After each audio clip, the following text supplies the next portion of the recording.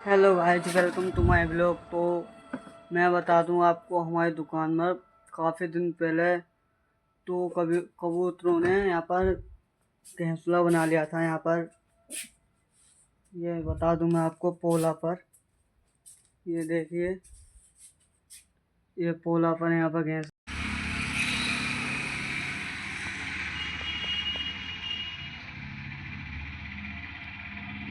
रखा हुआ है इनका, और हमने हटाया नहीं है क्योंकि कोई बात नहीं, मासूम की जान जाए।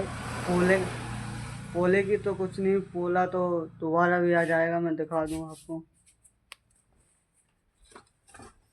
मैं दिखा दूं, वो अंडे में से बच्चे निकल चुके हैं।